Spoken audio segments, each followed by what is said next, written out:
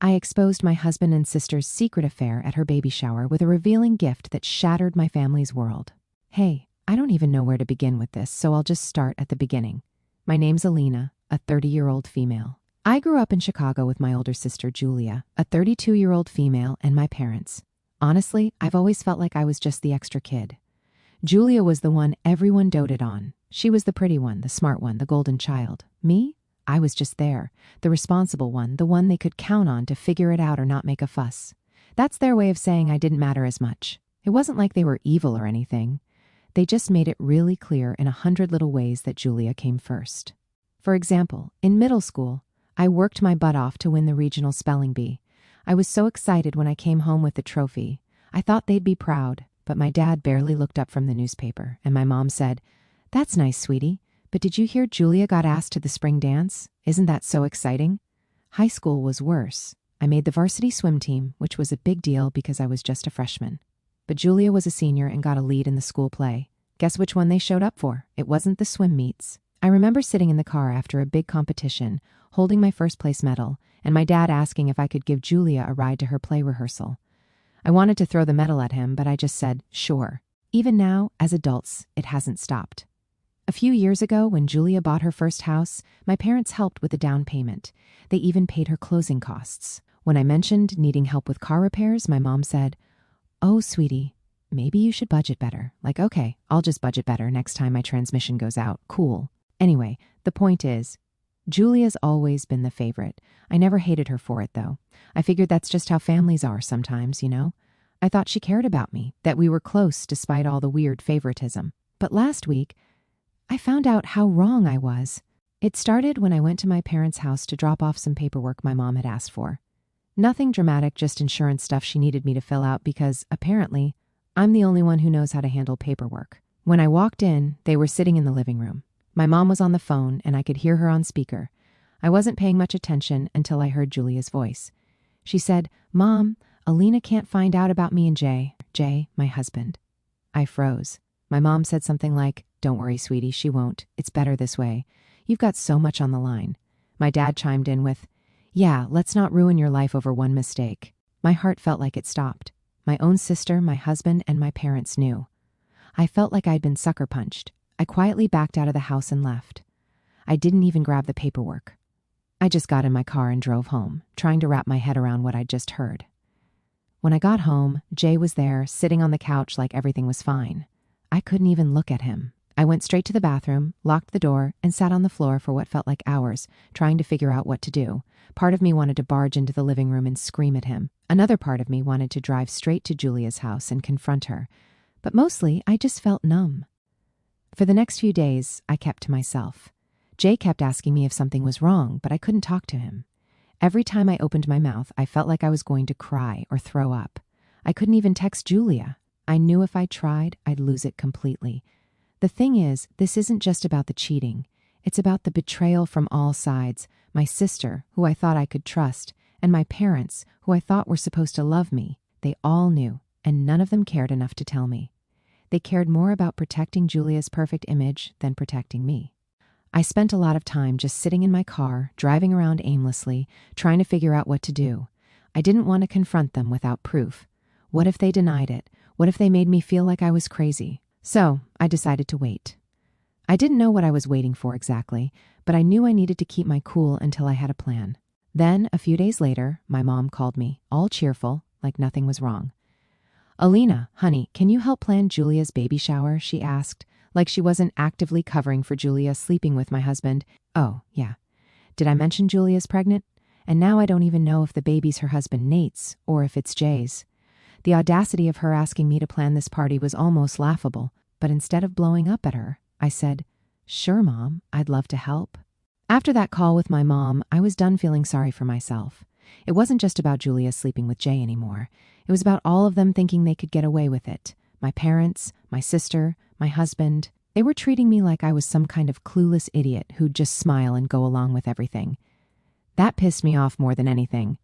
But I knew I couldn't just blow up and start yelling. No one would take me seriously, and they'd probably twist it around to make me look like the bad guy. Julia's always been good at playing the victim, and I wasn't going to give her that chance. If I wanted to confront them, I needed proof, not just vague suspicions or overheard conversations. I needed hard evidence they couldn't deny. So, that night after Jay fell asleep, I grabbed his phone. Normally, I'd feel weird about going through someone's stuff, but honestly, after what I'd overheard, I didn't feel guilty at all. I didn't even know what I was looking for at first, but it didn't take long to find something. Jay wasn't exactly a mastermind when it came to hiding things. He had a folder on his phone labeled receipts. Real subtle, right? And when I opened it, there they were, photos of him and Julia. Some were just selfies, but others were, well, let's just say there was no mistaking what was going on. One picture was of the two of them at a hotel. Julia was in a bathrobe and Jay was grinning like a damn fool. I didn't cry. I thought I would, but I didn't. I just stared at the pictures, saving them to my own phone one by one. My hands were shaking, but it wasn't from sadness, it was from pure anger. How could they be so careless, so confident that I'd never find out? After the photos, I went through his messages. There was a long thread between him and Julia, full of inside jokes, I miss you texts, and plans to meet up. One text stood out to me. Julia had sent him a picture of a baby onesie with the caption, "Do you think Nate will like this?" That hit me like a ton of bricks. They weren't just having an affair. They were laughing about it, mocking Nate, lying to him, and playing happy families while this whole mess unfolded. I saved the messages and moved on to his email. At first, I thought there wouldn't be anything there. Who emails about affairs, right? But then I found a confirmation email for a hotel booking from a few months ago. The name on the reservation was his, but there was a note about special arrangements for 2 guests. The date lined up perfectly with one of the texts Julia had sent him about getting away for a weekend. I took screenshots of everything, every picture, every message, every email. I even forwarded some of the emails to myself, just in case Jay ever tried to delete them. I wasn't going to let them wiggle out of this. Over the next few nights, I kept digging. I went through Jay's laptop, his social media accounts, and even his old backups. At one point, I found a folder of old photos that he probably forgot even existed. There was one picture of him and Julia from a family barbecue a couple of years ago. They were standing a little too close, and Julia had her hand on his arm. Looking back now, it felt like a giant neon sign that I'd been too blind to see. But it wasn't just about Jay. I started paying attention to Julia's social media too. She's one of those people who posts everything online. Brunches, shopping trips, yoga sessions, you name it. At first glance, it all seemed harmless, but when I looked closer, I noticed little things. A photo of her at a cafe with 2 cups of coffee on the table, but no one else in the frame. A picture of her at a hotel lobby with the caption "Weekend Escape," but no tag for Nate or any of her friends. It all started to add up. They weren't even being careful. They thought I was too stupid to notice, too blind to connect the dots. That was their biggest mistake. By the end of the week, I had more evidence than I knew what to do with. Photos, messages, emails, social media posts. It was like a giant puzzle that painted a picture of their betrayal. But I wasn't done yet. I decided to check Julia's husband Nate's social media too. I didn't know what I was expecting to find, but I figured it couldn't hurt. Nate didn't post much, but his recent photos showed a man who looked tired, like something was eating away at him. In one post, he'd written, "Life's full of surprises, not all of them good." At the time, I hadn't thought much of it, but now I wondered if he knew something was up. I considered reaching out to Nate, but I wasn't sure if that was the right move. What if he didn't believe me? What if he was in on it somehow? The last thing I wanted was to give Julia a heads up before I had my plan fully in place. The final piece of the puzzle came when I stumbled onto a shared family folder my parents kept online. It was mostly full of old photos and documents, but there was one folder marked baby shower plans. I opened it out of curiosity, and there it was, a draft guest list for Julia's shower. My name was listed as the event coordinator. I almost laughed. They wanted me to coordinate the shower for the woman who was sleeping with my husband. The sheer audacity of it was unreal. But that's when it hit me. The shower wasn't just a party. It was the perfect stage. Everyone would be there. Julia, Jay, my parents, Nate, their friends and family. I closed the folder and sat back, my mind racing. The baby shower wasn't going to be a celebration. It was going to be a reckoning. Everything then started falling into place. I mean, how could I resist? My mom was practically handing me the opportunity on a silver platter, acting like nothing was wrong. The plan wasn't just about exposing Julia and Jay. It was about making everyone see what they'd done, the lies, the betrayal, the absolute sham of their perfect lives. And I wasn't going to hold back. The first step was making sure everything looked normal. I agreed to take charge of the shower, like the good little sister they all expected me to be. My mom was thrilled, texting me nonstop with ideas for decorations, themes, and catering. She even sent me links to Pinterest boards, which, honestly, was hilarious considering the chaos I was about to unleash.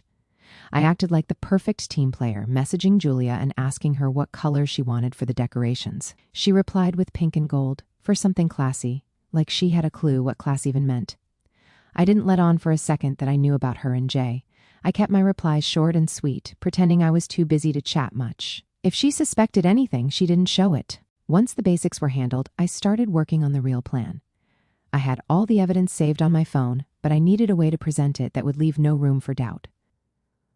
At first, I thought about just printing everything out and handing it to people, but that felt too small. I wanted this to be big, undeniable, and impossible for them to ignore. That's when I remembered the projector at the event venue. The shower was being held at this fancy community hall my parents had rented. It came with all the bells and whistles, including a giant screen and a projector system. Perfect. I spent hours putting together a PowerPoint presentation. It was the most effort I'd ever put into something for Julia, and it wasn't even for her benefit. The first few slides were harmless, generic congratulatory messages and cute baby-themed graphics. But then it shifted. The next slides featured screenshots of Julia and Jay's texts, complete with timestamps. Then came the photos. I chose the most damning ones. I ended the presentation with a short video clip of them in a hotel room. It wasn't explicit or anything, but it didn't need to be. Julia's giggling, "Nate will never find out," was enough. When the presentation was done, I saved it to a USB drive and triple-checked it to make sure it worked. I also backed it up on my phone and emailed it to myself, just in case. I wasn't taking any chances. With the evidence ready, I turned my attention back to the party. I needed to make sure everything looked perfect so no one suspected a thing. I ordered fancy decorations, set up a catering menu, and even designed personalized party favors with Julia's name on them. My mom kept gushing about how proud she was of me for coming together for my sister. Every time she said something like that, I had to bite my tongue to keep from laughing. The week leading up to the shower was surreal. Jay was acting like nothing was wrong, probably assuming I hadn't noticed anything. Julia was her usual bubbly self, texting me every day with questions about the party. My parents were full of their usual over-the-top excitement, constantly talking about how wonderful it was that Julia was going to be a mom. I played along, smiling and nodding, even though every word they said felt like a slap in the face. But I didn't let it show. If they thought I was oblivious, all the better. The morning of the shower, I arrived at the venue early to set up. Guests started arriving, including Julia and Nate. She looked radiant, like someone who thought she had the world wrapped around her finger. Nate looked tired, but he was trying to keep up appearances. Then there was Jay. He showed up late, of course, and gave me this sheepish smile, like he was expecting me to be mad about him not helping. I just waved him off, pretending like I didn't care. If he only knew. My cousin Clara showed up with her phone out, already live streaming for her Instagram followers. She's one of those people who documents everything, and normally it's annoying, but today it was a blessing. Clara's live stream meant the entire world would see what was about to happen, not just the people in the room. As the party got underway, I made sure everything was running smoothly. People were laughing, eating, and complimenting Julia on how great she looked. My parents were buzzing around, practically glowing with pride. When it was time for speeches, my mom went first, saying how proud she was of Julia and how excited she was to be a grandmother. Julia teared up, of course, because she loves being the center of attention. Then it was my turn. I grabbed the microphone, took a deep breath, and smiled. "Julia," I said, "you've always been the star of the family. Today, I wanted to give you something truly unforgettable." I walked over to the projector, plugged in the USB drive, and hit play. At first, everything seemed fine. The first slide was a picture of Julia and Nate from one of their trips, something sweet and harmless to set the mood. People were smiling, nodding, and a few even clapped, thinking it was going to be one of those cheesy, sentimental presentations. Julia looked at me like I was the best sister ever, giving me that fake, grateful smile she's mastered over the years. And then, slide 2 hit. The room went quiet, dead silent. The slide showed a screenshot of one of Julia and Jay's text conversations. It wasn't anything too explicit, just flirty messages about missing each other and can't wait to see you again. But it was enough to make people shift uncomfortably in their seats. Julia's smile froze, and she glanced at me, confused. Jay, on the other hand, looked like he'd seen a ghost. I didn't pause. I let the next slide roll, a series of photos of Julia and Jay at a hotel. One was just the two of them standing in the lobby, But the next one showed Julia in a bathrobe, sitting on the edge of a bed, smiling at Jay, who was standing behind her with his shirt off. That's when the whispers started. "What is this?" Someone near the front muttered. "Is that Jay? That's not Nate, right?" Julia's face went from confused to panicked. She stood up, half reaching for the projector, but it was too late. The next slide hit, a short text exchange where Julia joked about how clueless Nate was and how easy it was to keep the secret. "Alina!"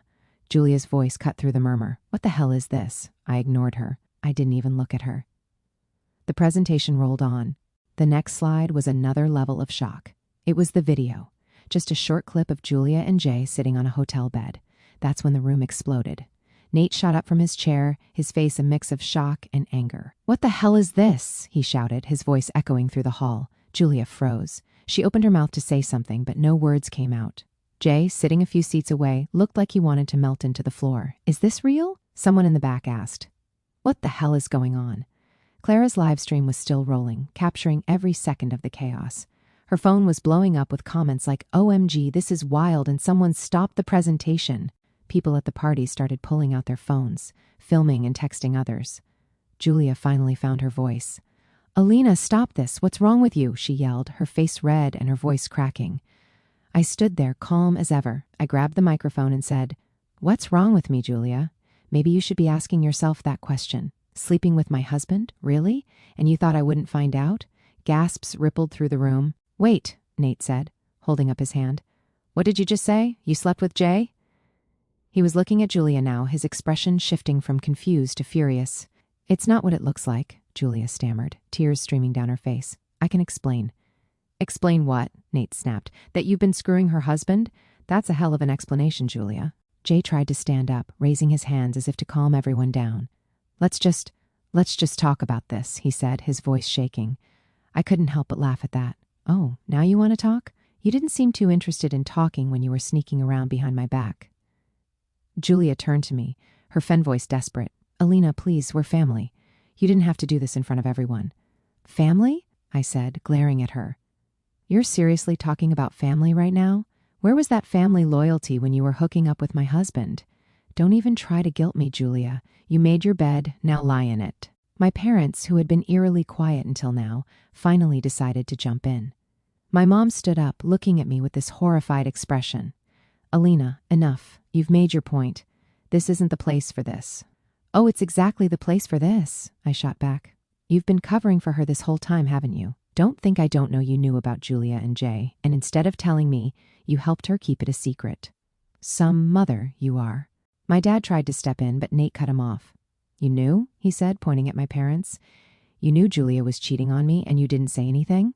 "It's not like that," my mom said, looking flustered. "We were trying to protect who?" I interrupted. "Julia? Because it sure as hell wasn't me." The room was chaos now. Guests were whispering, phones were buzzing, and my parents were trying to calm Nate down while Julia just stood there, crying. Jay, meanwhile, had quietly slipped toward the back of the room, clearly trying to escape. "Where do you think you're going?" I called out to him. Everyone turned to look as Jay froze halfway to the door. "Alina, he started, but I didn't let him finish. "You don't get to walk away from this," I said. "You don't get to pretend like you didn't blow up our marriage. You and Julia deserve each other. I'm done with both of you." With that, I handed the microphone to one of the stunned party organizers and walked out. I didn't look back, but I could hear the chaos continuing behind me.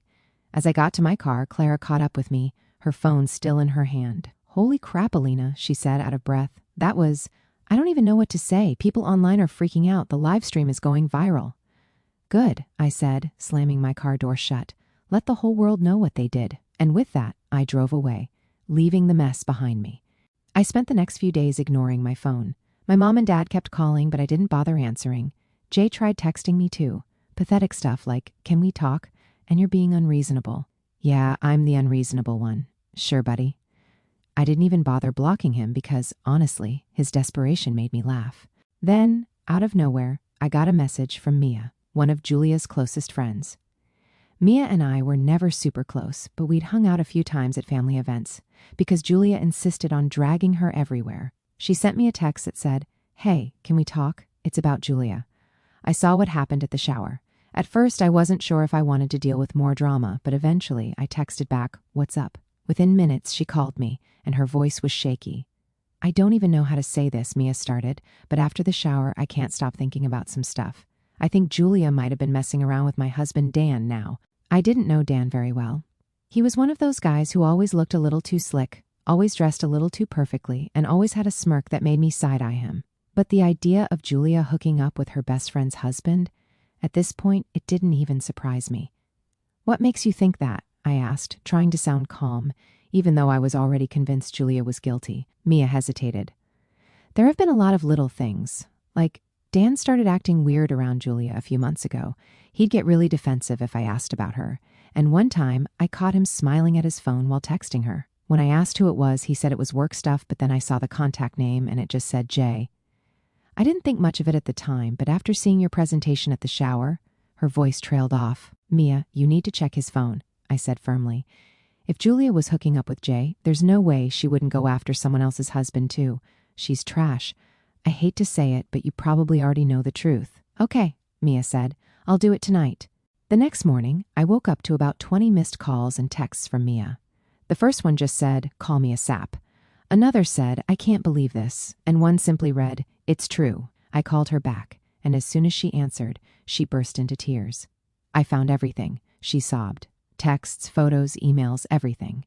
"Julia and Dan have been sleeping together for months. And it gets worse, Alina. He might be the father of her baby." I didn't even know what to say at first. It was so on brand for Julia that I wasn't shocked, but hearing it confirmed still made me furious. "Mia, I'm so sorry," I said finally. "What are you going to do?" "I kicked him out last night," she said through tears. "I couldn't even look at him. He tried to deny it at first, but when I showed him the texts, he just shut up. I told him I wanted a divorce, and he didn't even fight me on it." "Good for you," I said. "You deserve better than that scumbag. And Julia? She's disgusting. I don't even have words for how low she is." Mia sniffled. I can't believe she'd do this to me. I thought she was my friend." "Yeah, I thought she was my sister," I replied bitterly. "Turns out, she's just a selfish, cheating mess who doesn't care who she hurts." Mia told me more about what she found. One text stood out. Julia sent Dan a picture of a baby onesie and wrote, "Can't wait to see if it looks like you or Nate." The sheer audacity of it made my blood boil. She wasn't just cheating, she was flaunting it. After Mia dropped the biggest news about Julia's baby potentially being Dan's, it felt like the universe was working overtime to unravel Julia's entire life. And honestly, I wasn't mad about it. For years, she walked around acting like she was untouchable, like nothing she did had consequences. Well, now the consequences were coming, and they weren't pulling any punches. The fallout started with Nate. He didn't waste any time. After the baby shower, he kicked Julia out that same night. Julia tried calling him, probably to spin her usual web of excuses and lies, but Nate wasn't having it. He blocked her number, filed for divorce, and even announced it on social media with a simple post, "Starting fresh." Short but brutal. And the best part? Nate's friends and family rallied behind him. Julia had always been good at charming people, but this time she'd gone too far. The evidence from the baby shower was too damning, and everyone had seen it. Clips of the presentation were circulating online. Strangers were tearing Julia apart in the comments, calling her everything from a homewrecker to a psychopath. Jay, on the other hand, was trying to keep a low profile. After I kicked him out, he went straight to my parents' house, where Julia was also staying. The irony wasn't lost on me. My cheating husband and my cheating sister holed up together like two rats in a sinking ship. My parents, of course, welcomed them with open arms because, God forbid, Julia ever faces the consequences of her actions. But even Jay couldn't stick it out for long. A week later, I heard through a mutual friend that he and Julia were fighting. Apparently, Jay had found out about Dan. I don't know how exactly. Maybe Mia's divorce paperwork mentioned it, or maybe Julia let it slip during one of her crocodile tear breakdowns. Either way, Jay wasn't happy.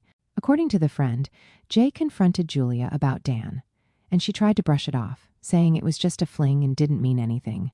Jay, being the hypocrite that he is, got all self-righteous about being cheated on. He packed his bags and left, leaving Julia crying on my parents' couch. When I heard about this, I laughed for a good 5 minutes. The audacity of Jay, a man who cheated on me for months, being mad that Julia cheated on him, it was almost too good to be true. The best part was that Julia had nowhere else to go. Nate didn't want her. Jay was done with her, and even Dan hadn't reached out to Julia since Mia served him with divorce papers. According to Mia, he was barely even acknowledging the baby. Mia told me Julia had tried calling Dan multiple times, leaving desperate voicemails about how they needed to talk about their future, but he wasn't biting. I couldn't help but laugh. Julia had spent her whole life acting like everyone wanted to orbit around her, but now she was completely alone. My parents tried to keep up appearances, pretending everything was fine, but even they couldn't ignore the mess. People in their social circle started talking, and the whispers weren't flattering. My mom called me one afternoon, probably hoping to smooth things over and convince me to come back into the fold. "Alina, sweetie," she started, using her best guilt-trip voice, "I know things have been difficult lately, but we're still a family. We need to work through this together." I almost choked on my coffee. "You mean the same family that covered for Julia while she destroyed my marriage?" "Yeah, no thanks." "Alina, that's not fair," she said, her voice tightening. "We were just trying to keep the peace." "Peace?" I snapped. "That's not peace. That's enabling. And now you want me to just forget about it? Not happening." She tried a few more lines, but I wasn't budging. By the end of the call, it was clear that she and my dad were more concerned about saving face than actually fixing anything. I told her as much before hanging up. Julia, on the other hand, was spiraling. I didn't hear this directly. She wouldn't dare talk to me, but mutual friends started reaching out to spill the tea. Apparently, Julia wasn't handling the public backlash well. She tried deleting her social media accounts, but by then, screenshots of her and Jay's texts had been plastered everywhere. Strangers were tagging her in posts, dragging her name through the mud. Even her so-called friends were distancing themselves. One of her closest friends, Natalie Concurrent Modificationception, told me she hadn't spoken to Julia since the baby shower. "I can't believe she would do that to you," Natalie said, "and to Mia. Like, what kind of person does that?" I didn't have an answer. Julia wasn't just selfish, she was reckless. She never thought about how her actions would affect other people. And now, for the first time, she was paying the price. The cherry on top came when Julia gave birth a few weeks later. I didn't go to the hospital, obviously, but I heard through the grapevine that Nate insisted on a paternity test before signing anything. And it's easy to guess, the baby wasn't Nate's, it was Dan's. When Mia told me, I nearly fell off my chair. "You've got to be kidding me," I said. "Nope," Mia replied. "Nate called me himself. He said the test was clear as day. It's Dan's kid. He told Julia he's done with her for good." I could only imagine the look on Julia's face when she got the results. She'd already lost Nate, Jay, and Dan. Now she was stuck raising a baby on her own, with no one left to blame but herself. As for me, I was finally feeling free. My divorce from Jay was finalized a few weeks after the baby shower. It was, in a word, liberating. It wasn't easy, divorces never are, but compared to the emotional weight of the betrayal, the legal part was surprisingly straightforward. Jay didn't even try to fight me on it, which was probably the smartest thing he'd done in years. Maybe he felt guilty, or maybe he just wanted to move on as quickly as possible. Either way, I wasn't about to complain. I'd contacted a lawyer the morning after the baby shower. I didn't want to waste time wallowing or letting Jay think there was any chance of reconciliation. The lawyer was amazing, straight to the point, empathetic, and clearly someone who had seen plenty of cases like mine. "You're doing the right thing," she said after I finished explaining the situation. "People like Jay don't change, and you deserve better." We went through all the necessary steps, and thankfully, there wasn't much to fight over. Jay and I didn't have kids, which made things simpler, and we'd only bought the house together a few years ago. It wasn't fully paid off, so we agreed to sell it and split the proceeds. He tried to bring up some small stuff, like the furniture or the TV, but I didn't care. He could take whatever he wanted, as long as he was out of my life. The hardest part wasn't the legal process, it was the emotional toll. Signing those papers felt like both an ending and a beginning. On one hand, it was heartbreaking to see my marriage, something I thought would last forever, reduced to a pile of documents and signatures.